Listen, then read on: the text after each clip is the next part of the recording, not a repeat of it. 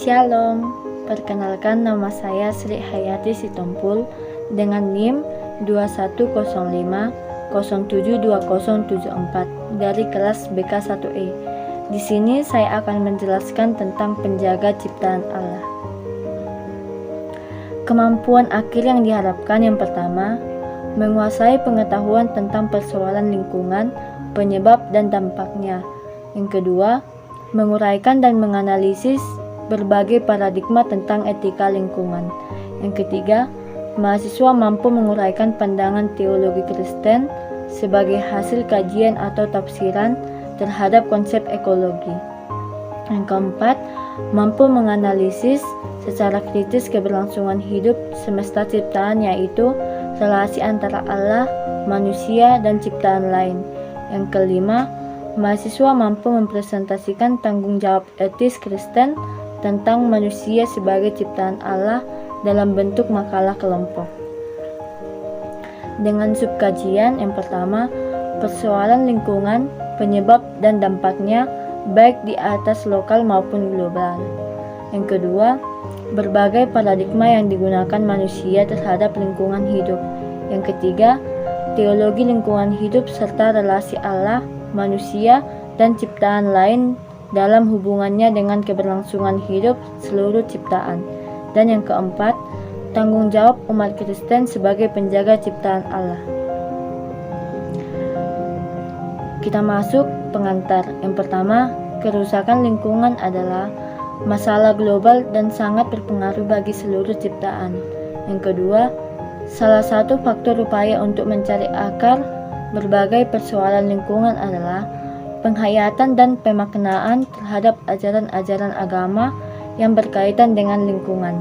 Yang ketiga, dengan demikian, mahasiswa Kristen yang terus belajar menghayati dan memaknai ajaran kekristenan yang berhubungan dengan kondisi lingkungan yang sedang rusak.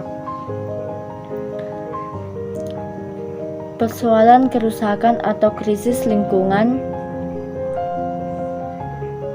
Yang pertama, bagaimana mengantisipasi kerusakan lingkungan? Yang kedua, bagaimana mengatasi kerusakan lingkungan? Yang ketiga, apa akar masalahnya? Dan yang keempat, penghayatan dan pemaknaan agama sangat mempengaruhi. Bagaimana peran kita sebagai penjaga ciptaan Allah? Kita masuk persoalan lingkungan, penyebab dan dampaknya. Pengerusakan lingkungan atau eksploitasi besar-besaran, krisis atau lingkungan adalah ancaman bagi seluruh ciptaan. Krisis lingkungan terjadi karena yang pertama, ketidakmampuan manusia dalam memperhatikan kelestarian hutan. Yang kedua, penimbunan sampah yang tidak pada tempatnya. Yang ketiga, penggunaan cairan-cairan pembunuh hama yang berlebihan dan tidak terkontrol. Dan yang keempat, asap yang berasal dari motor atau mobil dan pabrik. Dampak dari krisis lingkungan adalah yang pertama, bencana longsor yang menelan banyak korban. Yang kedua, binatang yang kehilangan tempat tinggal kalau tidak punah akan menyerang ke perkampungan. Yang ketiga, penimbunan sampah yang tidak pada tempatnya mendorong terjadinya wabah penyakit menular. Menurut William Chang, melukiskan pemikiran Anderson adalah alam sebagai objek. Menurut Lynn White Jr. adalah akar historis dari krisis lingkungan yang kita alami sekarang adalah pandangan orang Kristen yang arogan terhadap alam, dan hal ini didasarkan pada perintah Tuhan kepada manusia untuk memenuhi dan menaklukkan bumi dalam Nats Kejadian 1 ayat 28. Menurut Sonny Keraf, krisis lingkungan bersumber pada kesalahan paradigma atau cara pandangan manusia mengenai dirinya sendiri, alam, dan tempat manusia dalam keseluruhan ekosistem.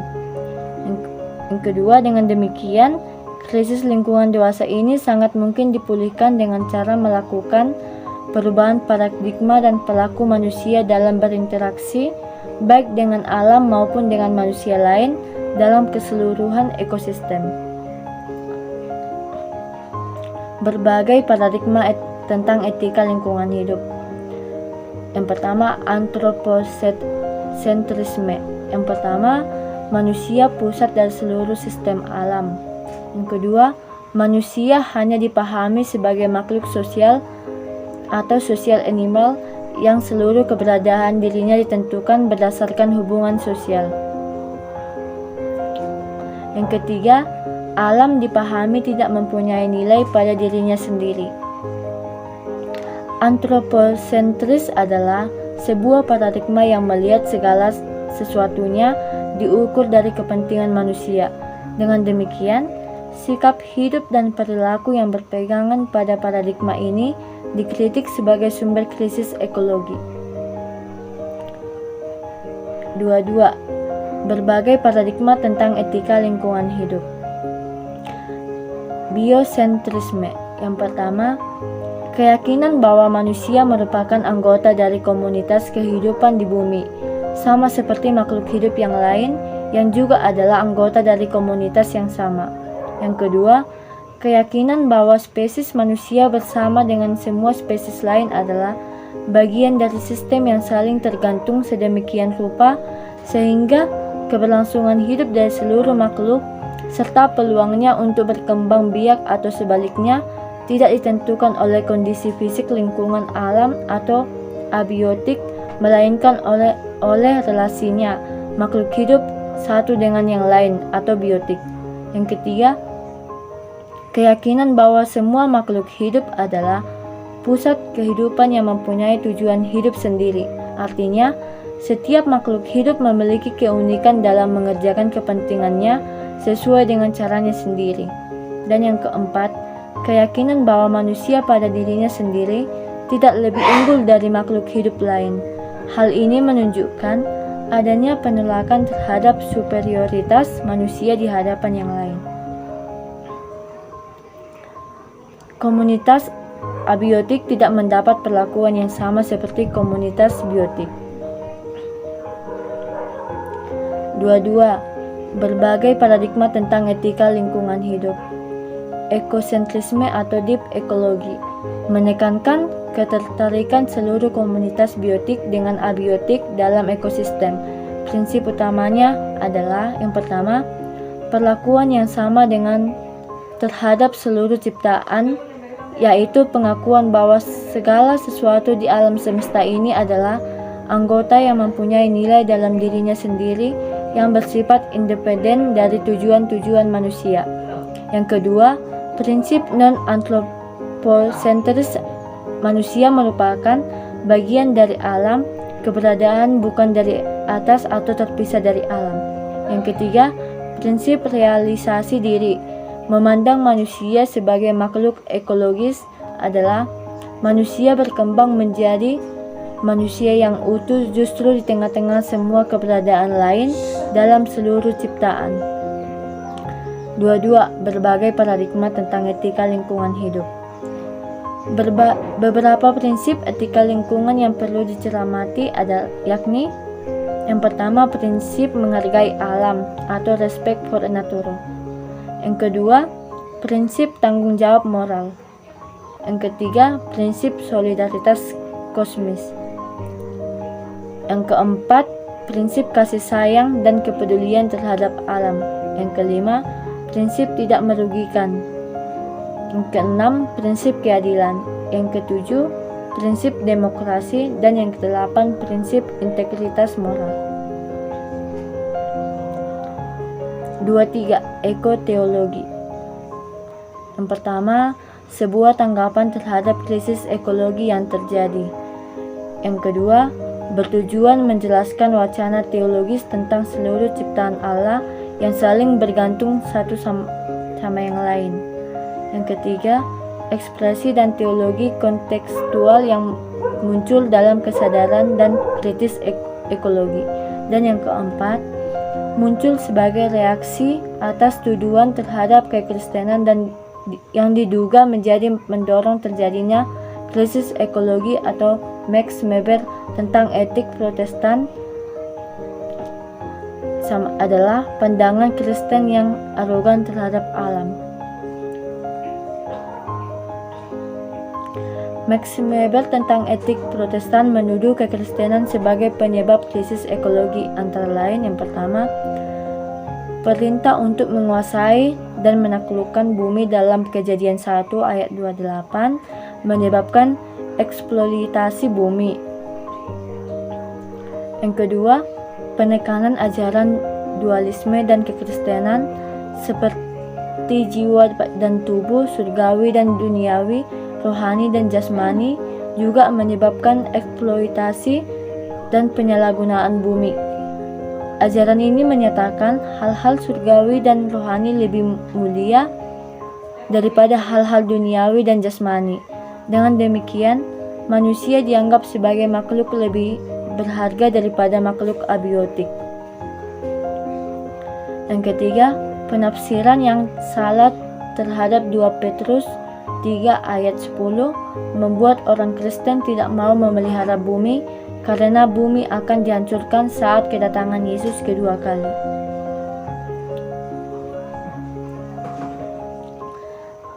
Menurut Ellen White, pandangan Kristen yang arogan terhadap alam adalah perintah Tuhan kepada manusia untuk memenuhi dan menaklukkan bumi.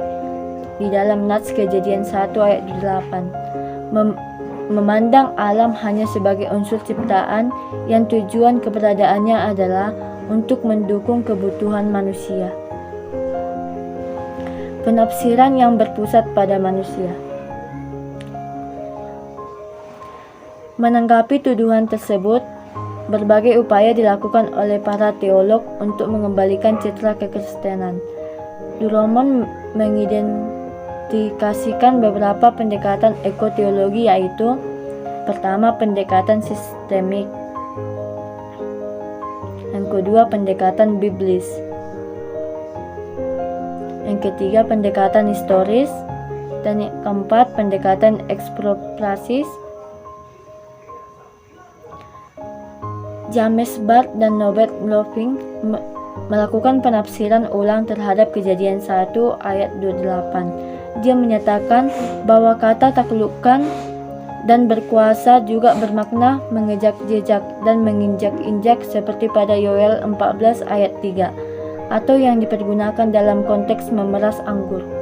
Yang kedua, menurut bila kita ini dipahami dalam konteks Timur Tengah, maka sehingga kata taklukkan dan berkuasa dalam berarti mengelola dan memelihara tanah.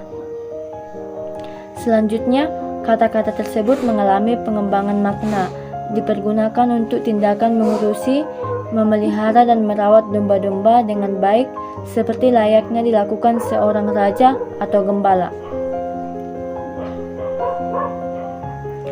Tanggung jawab untuk memelihara bumi juga dikemukakan dalam Kejadian 2 ayat 4b sampai 15. Yang pertama, kedudukan manusia dalam alam bukanlah sebagai raja atas alam semesta, tetapi hamba yang menjadi mitra Allah untuk melestarikan dunia. Yang kedua, dalam rencana Allah, panggilan dan kebebasan manusia itu terbatas untuk kelestarian dunia, bukan menghancurkannya. Yang ketiga, seluruh ciptaan Allah merupakan suatu kesatuan yang utuh dan saling bergantung satu dengan yang lainnya. Oleh sebab itu, manusia adalah ciptaan yang ditugaskan oleh Allah untuk menjaga dan memelihara bumi ini. Tugas ini perlu dilaksanakan dalam bingkai keutuhan semesta ciptaan. Keberlangsungan hidup semesta ciptaan Allah untuk manusia untuk ciptaan lainnya. Yang pertama, Allah dan semesta ciptaan. Manusia berasal dari Allah. Allah membentuk manusia dari debu dan tanah. Kejadian 1 ayat 26, manusia diberikan napas kehidupan oleh Allah, artinya Allah yang hidup karena ia memiliki nikmat kaim yang dia transfer kepada manusia sebagai gambarnya. Dengan demikian, manusia memiliki hubungan yang erat dengan Allah dan alam atau tanah. Dalam narasi penciptaan dikemukakan bahwa Allah memberikan perintah kepada manusia. Kata perintah memperlihatkan Allah berada pada posisi penguasa yang memberi tugas kepada manusia. Dalam Nats Kejadian 1 ayat 8, Allah mengambil manusia yang telah dibentuknya itu dan menempatkannya ke dalam Taman Eden di dalam Kejadian 2 ayat 15. Tujuannya supaya mereka mengusahakan dan memelihara taman. Kata memelihara mengandung makna bahwa manusia itu memerintah dan merawat apa yang telah ada. Tanggung jawab umat Kristen sebagai penjaga ciptaan Allah. Yang pertama, manusia diberi kemampuan dan kesempatan untuk menyelidiki, mengerti, mengolah, memelihara, dan memanfaatkan alam semesta. Yang kedua, tugas dan tanggung jawab dalam tindakan ekologis adalah menghargai alam. Yang ketiga, tugas yang Allah berikan kepada umat Kristen tidak saja untuk memelihara atau merawat, tetapi juga membaharui atau menata kembali lingkungan hidupnya yang telah tercemar akibat bermacam-macam ketidakseimbangan. Yang keempat, menjalankan mandat budaya adalah kebebasan bertanggung jawab. Yang kelima, umat Kristen sebagai cinta Allah adalah kooperator atau ko-kreator dari Sang Pencipta dalam tindakan kreatif mentransformasikan, berbentuk kembali, melahirkan kembali, dan memelihara alam semesta sebagai penjaga ciptaan Allah.